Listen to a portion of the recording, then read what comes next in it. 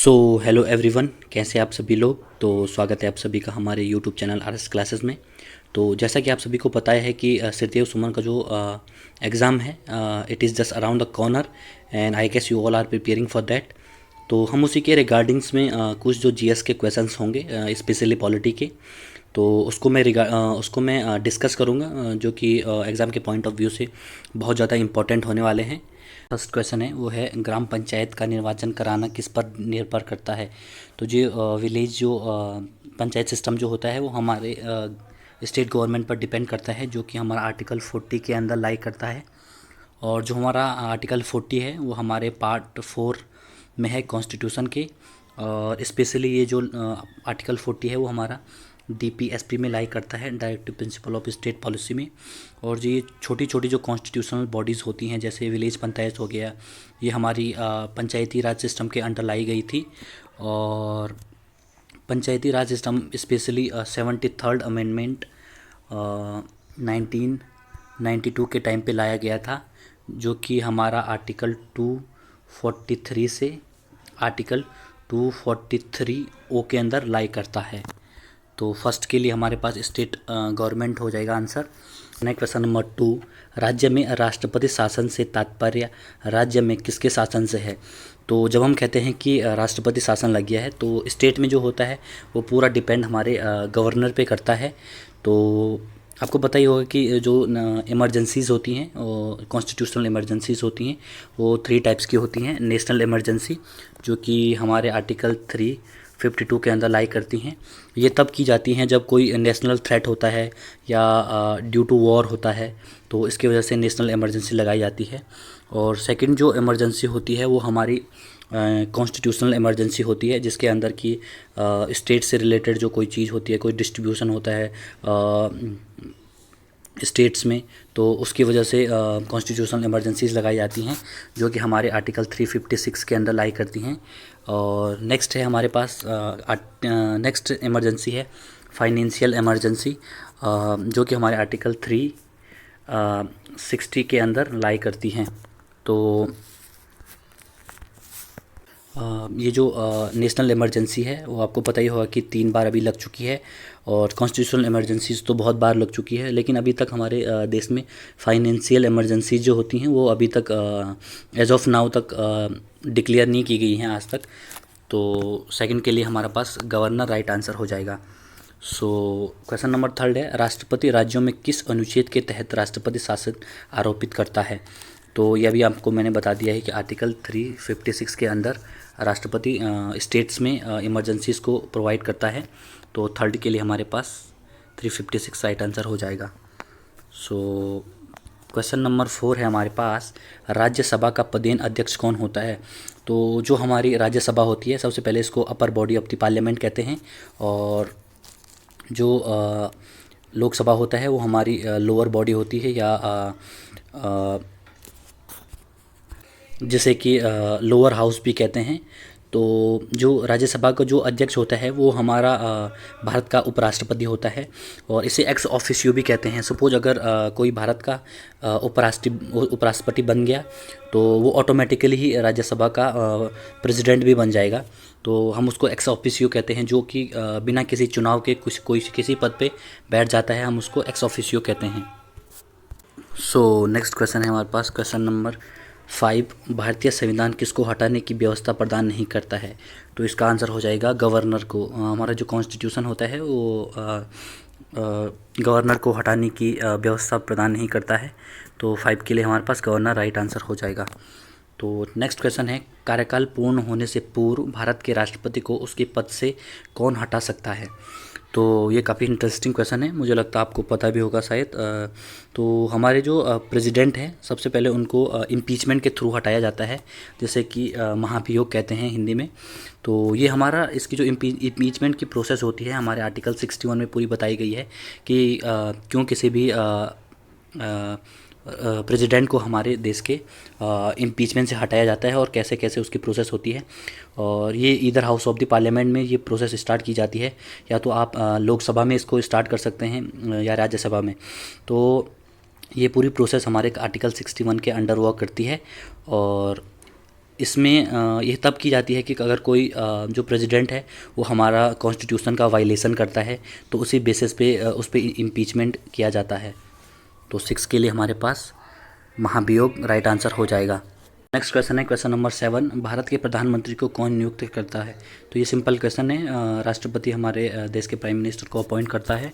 तो 7 के लिए हमारे पास प्रेसिडेंट आंसर हो जाएगा। नेक्स्ट क्वेश्चन है क्वेश्चन नंबर 8, राष्ट्रपति के चुनाव में कौन भाग लेता है? तो सबसे पहले कि जब प्रेसिडेंट का जो इलेक्शन होता है उसमें हमारे पास both the house of the parliament and जो लेजिस्लेचर के जो मेंबर्स जो होते हैं, विधानसभा के जो मेंबर्स होते हैं वो पार्टिसिपेट करते हैं प्राइम मिनिस्टर राष्ट्रपति के चुनाव में। तो 8 के लिए हमारे पास ये आंसर हो जाएगा। सो नेक्स्ट क्वेश्चन है क्वेश्चन नंबर 9, लोकसभा और राज्यसभा की संयुक्त बैठक कब होती है? तो जब हमारे पास जो लोकसभा और राज्यसभा की जो उनकी बैठक होती है वो हमारे जब संसद का जो सत्र स्टार्ट होता है उसके स्टार्टिंग में ही both the house of the parliament की बैठक हमारी स्टार्ट होती है। तो नेक्स्ट क्वेश्चन है हमारे पास क्वेश्चन नंबर 11, राष्ट्रपति की मृत्यु होने या इस्तीफा देने पर राष्ट्रपति के कार्यकाल का कार्यभार का पालन उपराष्ट्रपति कब तक करेगा? तो सपोज़ कोई प्राइम प्रेसिडेंट है, अगर वो रिज़ाइन करता है या कोई या किसी रीज़न से उसकी डेथ हो जाती है या कुछ हो जाता है या बीमार हो जाता है, कुछ भी हो जाता है, तो 6 मंथ्स तक जो हमारे वाइस प्रेसिडेंट होते हैं वो उनके बिहाफ पे वर्क करते हैं। जैसे कि आपने अभी यूएसए में देखा होगा कि जो बाइडन हैं वो अभी सर्जरी हो रही है उनकी, तो उनके बेसिस पे जो कमाला हैरिस जी हैं वो वर्क कर रही हैं as a president of USA. तो ये सिर्फ 6 महीने तक हो सकता है और उसके बाद जो इलेक्शन दोबारा रिस्टार्ट हो जाएगा।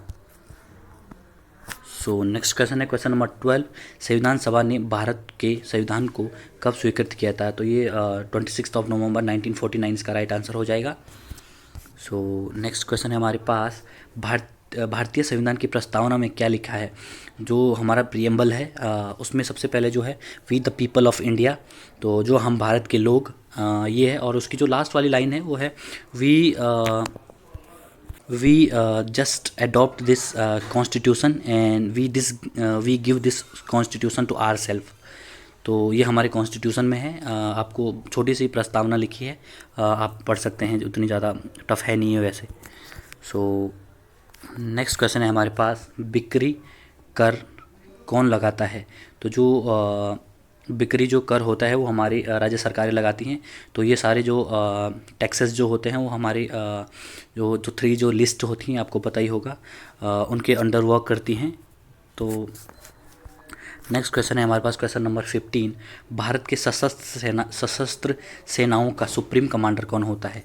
तो जो हमारी आर्म्ड फोर्सेस वगैरह हैं, एयरफोर्स हो गया, नवल एकेडमीज़ होगी और आर्मी हो गया, फिर तो इनका जो हेड होता है वो हमारे राष्ट्रपति होते हैं।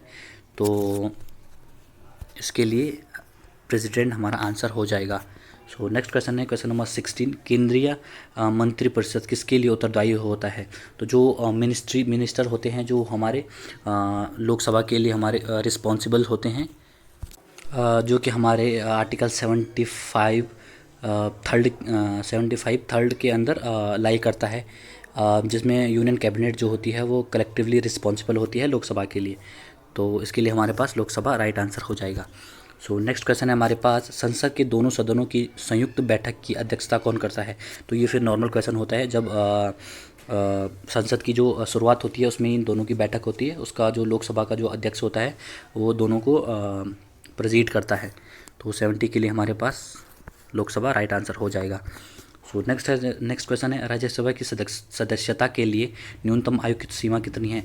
तो राज्यसभा के लिए हमारे पास 30 ईयर्स ओल्ड होना कंपलसरी है। सो नेक्स्ट क्वेश्चन है हमारे पास, किसी राजनीतिक दल को राष्ट्रीय दल के रूप में मान्यता कब दी जाती है? तो सपोज़ कोई डोमेस्टिक पार्टीज़ है उसको नेशनल पार्टीज़ में कब कन्वर्ट किया जाता है? उसके लिए क्या होता है कि सपोज़ कोई पार्टी 4 या उससे ज़्यादा स्टेट्स में उनको मान्यता मिल चुकी होती है, इसीलिए उसको नेशनल पार्टीज़ को डिक्लेयर किया जाता है उसको। नेक्स्ट क्वेश्चन है हमारे पास, संविधान के किस अनुच्छेद में संसद को संविधान में संशोधन करने का अधिकार प्रदान किया गया है? तो आपको पता ही होगा कि जो हमारे कॉन्स्टिट्यूशन में जितने भी अमेंडमेंट हुए हैं वो सारे हमारे पार्लियामेंट करती है। तो ये हमारा आर्टिकल 368 में है। जो फर्स्ट अमेंडमेंट हुआ था वो हमारा 1951 में हुआ था, पंडित जवाहरलाल जी नेहरू के टाइम पे।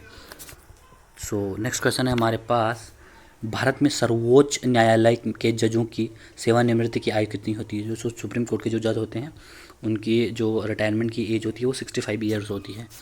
सो नेक्स्ट क्वेश्चन है हमारे पास, संविधान का अनुच्छेद 370 किस राज्य पर लागू किया गया था? ये वैसे ही क्वेश्चन है थोड़ा, जो JNK पे ही आपको पता ही होगा। नेक्स्ट क्वेश्चन है हमारे पास, क्वेश्चन नंबर 23, भारतीय संविधान का अनुच्छेद 19 प्रदान करता है। तो हमारा जो आर्टिकल 19 है वो कहता है everyone has the right to freedom of opinion and expression. तो ये हमारे 6 टाइप्स की जो फ्रीडम्स को डिफाइन करता है। तो 23 के लिए हमारे पास ये राइट आंसर हो जाएगा। सो नेक्स्ट क्वेश्चन है हमारे पास, राष्ट्रपति के निर्वाचन मंडल में होते हैं। तो राष्ट्रपति का जो निर्वाचन मंडल है उसमें संसद होती हैं, राज्य विधानमंडल के जो अपॉइंटेड पर्सन्स होते हैं वो होते हैं। सो नेक्स्ट क्वेश्चन है फिर हमारे पास, क्वेश्चन नंबर 25, राष्ट्रपति राज्यपाल की नियुक्ति में किसकी सलाह देता है? तो सबसे पहले आपको पता ही है, जो राष्ट्रपति जो होते हैं हमारे, वो हमारे राज्यपाल को अपॉइंट करता है और ये हमारे with the concerns of prime minister के करता है। तो 26 के लिए हमारे पास प्राइम मिनिस्टर राइट आंसर हो जाएगा। सो नेक्स्ट क्वेश्चन है हमारे पास, अवित्तीय विधेयक को राष्ट्रपति कितनी बार लौटा सकता है? तो राष्ट्रपति एक बार उसको लौटा सकता है, और सपोज ये दोबारा आता है तो राष्ट्रपति के पास कोई राइट्स नहीं होता है इसको कैंसिल करने का, वो ऑटोमेटिकली पास हो जाएगा। सो 26 के लिए हमारे पास 1 टाइम राइट आंसर हो जाएगा।